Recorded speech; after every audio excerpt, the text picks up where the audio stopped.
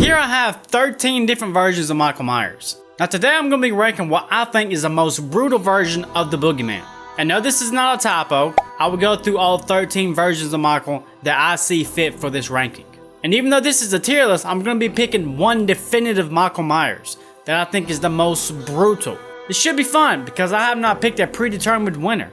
Although I do have a big three in the back of my mind. So together we're going to be breaking these down. Let's check out our 5 categories here. For number 1, we got the Boogeyman, which is GOAT status. The epitome, the embodiment of what Michael Myers is. The brutality. And again, this is not a list based off movies, how we feel about the movies, how they look. This is just the sheer brutality of the Boogeyman. There can only be one that I think in my mind that, hey, that motherfucker not the one that I want to kill me. Number 2 is the shape. For those incarnations of the Boogeyman that just are really good, that really favorable, that are really enjoyable to watch, but they fall short just a little bit. They just don't make it there. Number 3 is Sam Hain. It's pretty safe to call this mid. Your run-of-the-mill Michael Myers, if there is one. And I have a rule, I have to put a Michael Myers in every category. And because there's 13, I'll make it a rule to where I have to put at least 2 in each category to really challenge myself. Category number 4 is Can't Get It Up. And surely I'm not foreshadowing anything here. And last but not least, category number 5, Bitch. So I have picked these at random. And what's cool about this tier list I like to do, because you have a visual reference of which Boogeyman we get to talk about. I'm going to try to start with my least favorite ones first. That way we can go bottom up. Now, somewhere throughout this journey, I might swap them around. Who knows? Let's get started. Okay, let's start out with my least favorite one. Let's go Halloween H2O. Let's drag this over here. I mean, look at him. It looks like he met a girl at a bar, brought her back to the hotel, got some and found out that she lied about being on the pill. Everything about this version of Michael, I really don't like. From the look, the physique, the way he was portrayed in the film, the way his eyes just bulged out like some kind of cartoon. And really the only memorable feat of strength he has in that film is doing like a one-arm chin-up right there. Now that's cool in itself, that was a nice addition to the character. This dude just gets his ass whooped. You know, coming from especially the movie Halloween 6, which I think is a brutal version of Michael Myers, and then you go to this, something seriously disconnected here as far as portrayal. So you guessed it, I'm gonna put this one in bitch. Let's pick the next one at random. I'm gonna close my eyes here. Whatever my mouse lands on. Okay, let's try that again. And stop. Halloween 6. We were just talking about Halloween 6. Halloween 6, boy. Coming from the franchise, 1 and 2, the version of Michael Myers was pretty in sync with each other, right? And then you go to 4, which is the more supernatural, kind of superhuman strength kind of Michael Myers. That carries over into 5. However, the movies to me kind of take the dignity out of the character a little bit. And as bad as people hate Halloween 6, I have a really big soft spot for Halloween 6. Just because Michael, to me, in this film, is scary again. He looks nice, he looks built, and just the sheer brutality of everything he does in that movie. Do I really have to talk about the operating room massacre scene? Or what he does to Jamie? Just seeing this dude walk is so intimidating versus everything else in the franchise. I'm surprised I landed on this one first because I'm telling you now, this one has to go in the Boogeyman. I truly think this version of Michael Myers can mop the fucking floor with a lot of these other Michael Myers. Hands down. Without question. Without even breaking a sweat. And I mean both versions. Like, for those who know, George P. Wilbur, R.I.P., came back to play Michael Myers in this movie.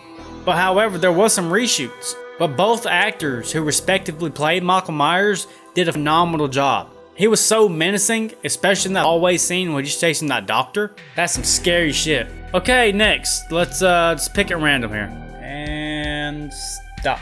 Woo! Halloween ends. Let's get down to the nitty gritty here, boy. I have a love-hate for what they did with Michael Myers in Halloween Ends. Again, this is not about the movies, but Michael Myers himself in that movie is just a shell of a man of what he used to be. I mean, that man was literally struggling to get it up. But the good thing about this Michael Myers is it's one of my favorite looking Michael Myers. You know, one thing about the Blumhouse trilogy is they really kept a consistent look of how it evolved, right? But there's something about the way Michael looks right here, and I'll throw up a picture right here. It just looks so beautiful. You know, you take away all that, old man shit he does. When he stands upright and he's Michael again, He looks phenomenal. I love the way the mask looks. For some reason in this film, he just looks stockier. He looks beefier. He looks scarier. Performance wise, I just can't give it to him. From getting his ass whooped by Corey, even though I love the Corey character, that should have never happened. And even though he did get his redemption on Corey, it was just a huge disconnect from what Halloween Kills was, because in Halloween Kills, that went ham. He went hard. But choosing between the two, I still think at the end of the day, I do think that the Halloween Ends version of Michael can still get the one up on the Halloween H2O version. So I'm gonna put him in Can't Get It Up. Okay, next. And stop. Okay, Halloween 2018.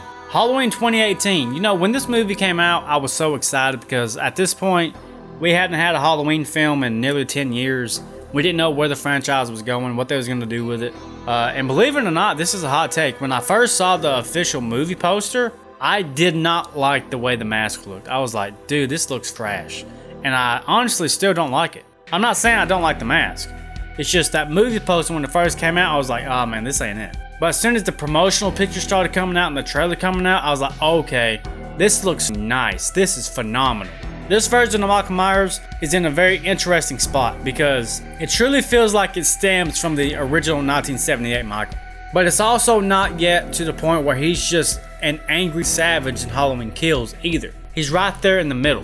Brutality, yes, Michael has it in this movie. Michael in this movie does not fuck around. But for the most part, I feel like he's still in that territory of reserved, stalkish mode, you know? If he gets his hands on you, yeah, it's gonna be brutal. But he's also not balls to wall either.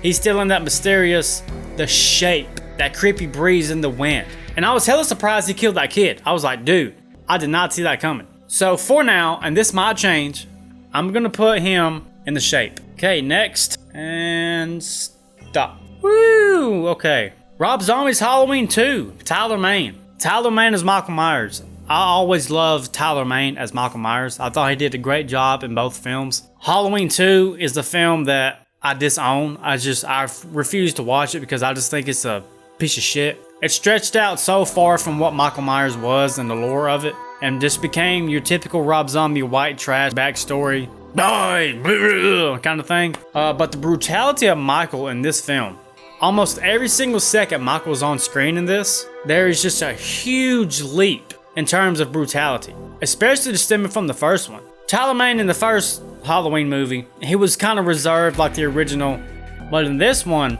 especially the opening credits where he's in that hospital scene, the nightmare sequence, the kills he does throughout the film, especially to the bartenders and the ambulance drivers, everything about this Michael can throw down. I mean, he can throw some hands. And I've always thought this is one of the most brutal Michaels there is out there. So he's going the Boogeyman. Next. And stop. Okay, let's talk about... I'm going to put these two side by side here, okay? Because Halloween Kills, what they did in the flashback scenes, is some of the most beautiful moments ever happened in the entire franchise. The total atmosphere, the total aesthetic when they went back that night was there. The color grading, the music, the characters, the wardrobe, and most of all, Michael Myers. I would have loved to see a full-length movie of what they did in the Halloween Kills flashback. The Dr. Loomis, the Michael, the cops, Haddonfield, the neighborhood. They legit put you back in 1978 when that movie happened. I cannot say enough great things about the Halloween Kills flashback scenes. This Michael right here is so close to the original, and the way he was portrayed is so close and so true to what Nick Castle. But that leads me to think that I've always thought the original Michael Myers honestly wasn't that brutal. Yes, he was very strong, but you know, in the early films, he was more reserved in the shadows. He was taking his time with you, stalking you. There's not that many brutal kills. I mean, Annie got choked out, got her throat slit. Bob got fucked. As far as brutality goes, it's not like these earlier versions couldn't do it, because they could. You know, that's really showcased in Halloween 2 where they really upped the ante and you see that superhuman Michael strength. But these earlier Michaels, there was a lot more reserved than in the shadows, playing the cat and mouse, playing with my food before I kill you kind of game. I'm gonna put the flashback here, and I'm also gonna put the 1978 original here, because to me they're conjoined at the hip, like they're so close to each other. So I got to start filling in these gaps here. So I'm gonna go. Let's talk about, since he's here, let's talk about Halloween Resurrection. Halloween Resurrection, to me, the version of Michael Myers is not that far off from Halloween H2O. In terms of strength and pure bruteness, Halloween Resurrection does have the edge. I think Resurrection, Michael just mopping the floor with Halloween H2O. You can tell this Michael Myers right here is just meaner than the H2O one. The problem I have with this version of Michael is there's really nothing special about him. And it's so hard to factor him in because you could say that he's run of the mill, but there's no way I'm putting him in the same category as, you know, the original 1978 or the flashback scenes. And there's no way he's fucking with H6 or H2. That's just not happening. Let's get that very clear. He is one of my lower tier Michaels that I just don't enjoy all around. So I'm gonna put him, even though he's better, I'm gonna go put him in bitch. And I'll put him first in line because he is better. Let's do that as well. Down to our last 5, ladies and gentlemen. So let's go. Halloween 5, okay. This is where we start getting to the whole Cult of Thorn Michael. Because you didn't know about the Cult of Thorn in 4. You didn't know about it in 5, but there was big hints at it on the big screen, you know? You saw the Man in Black, you saw this. This is another one where I think Michael does have the brutality. Looking at this version of Michael Myers, it's just so hard for me to take seriously. Like, it really is. If this dude had me up against the wall, choking me, about to stab me, I'm still probably laughing until he stabs me. And then I'm probably, you know, be excruciating death, dying. But I can't take this Michael seriously. I mean, look at it. I'm really just trying to think of an oh my god moment in Halloween 5 that he did that's just showcased a pure amount of brutality and strength that he had. And honestly, I can't think of one. He was weak beginning once he woke up. Once he killed Michael, I mean, that was just like, eh. The whole chase scene with Jamie and them, that was eh. You know, he was sitting there crying like a little bitch. And that's a great point. Imagine having the bright idea to have this horror icon slasher that has that dog and can cry on camera. You know, just for that alone, I'm putting him in Can't Get It Up. Sorry, Don Shanks, I love you, but Michael Myers crying, it's a no-no. Alright guys, we're down to the last 4 and this is about to get interesting. Let's just go down the list from here. Let's go with the Halloween 4. Believe it or not, hot take right here, when I was a kid, I really didn't enjoy Halloween 4.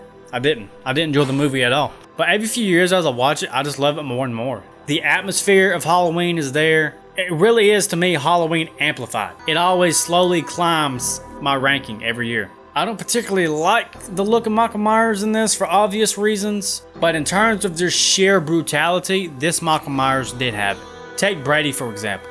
Crushing Skull. When he just impaled that mother with that shotgun through the wall. Him throwing Bucky around into that electric thing just like a rag doll. There is a huge jump between H2 and H1 to H4 in terms of strength and brutality. Even though I think the original 1 and 2 in the flashback may be scarier in the sense of the cat and mouse game, like psychologically Michael's getting off on this, playing with his food, stalking you, waiting for the right moment. But this Michael Myers right here can bring it to you. So I'm gonna put him in the shape. If you take the horrible look of Michael Myers, like the shoulder pads and shit away, this is a brutal Michael Myers. Okay, Halloween 2. I think Halloween 2 is one of the better sequels out there. It is a slow burner. I do think it's a great film, but there's a lot of screen time in there. I just feel like it's padded. But Dick Warlock as Michael Myers, I think he does a great job. You know, it still feels like the original. The only bad thing is sometimes he walks extremely slow, almost robotic. I don't like at times. But the look is awesome, and it still feels like it comes from the original 1978 Michael. And Michael Myers in this is a tough son of a bitch. Especially when he stabs that nurse in the back and raises her up with one arm in the fucking air with a scalpel. They really upped the ante with the kills in Halloween 2. You know, there was a lot more gore in it. It's just showcasing what Michael Myers could actually do. But at the end of the day, I still don't think he's fucking with H4, H6, Rob Zombie's H2, or the 2018 one. So I think respectively, I'm going to put him and Sam Hain. I feel like all these together can be summed up to an almost identical version of themselves. That entity of the Boogeyman. Okay, Rob Zombie's Halloween. Tyler Mane. There is a really big disconnect between the way he portrayed him in the first one and the way he portrayed him in the second one. In the second one, he was pissed off. He was a force to be reckoned with. And this one is kind of in the same vein as the original. Tyler Mane's version is probably a lot stronger and probably a lot more brutal than the original 1978 one. But again, this version of Michael falls into the territory mostly of just being reserved and stalking in the shadows. That early adolescence kind of train of thought Michael had back in the 70s, playing with my food. There's no way he's up there with the counterpart of Halloween 2, so I can't put him there. I can probably make the argument to myself that in certain situations or scenarios, Tyler Maine's Michael Myers might be a little bit stronger than James Jude Courtney's version of like 2018 but at the end of the day, if these two fought to the death, I don't think Tyler Maine's Michael Myers is coming out on top. Like I just don't. I think like Halloween Kills in 2018 is just a little bit tougher. He has a slight edge on him over longevity. I'm gonna put him in the shape. I was gonna put him in Sam Hain, but I mean, Tyler Maine's Michael Myers, he's just too strong. Such brute strength. So I feel like I can put him in the same category as James Jude Courtney, the Blumhouse trilogy version of Michael Myers. I think that's fair. Okay, last but not least, ladies and gentlemen, Halloween Kills. This version of Michael Myers right here, he was on one. This is like Michael Myers on cocaine. That's literally the definition of this Michael Myers. This is like 2018 times 3, the evolution. This is like the 2018 version went Super Saiyan, and he was so versatile on how he kills people. It was like he never wanted to kill the person the same way twice in this film. You can tell this Michael was pissed off, he had a mission. And this Michael is so tough. That mob whoops his ass. But you know what my man does? He's like, okay, I got my breath back now. I'm gonna kills every one of the fuckers. Halloween Kills is still one of my favorite Halloween movies. You take out some of that Evil Dies Tonight bullshit and the whole hospital sequence, and this is definitely one of the most savage Michaels we have ever got on the big screen.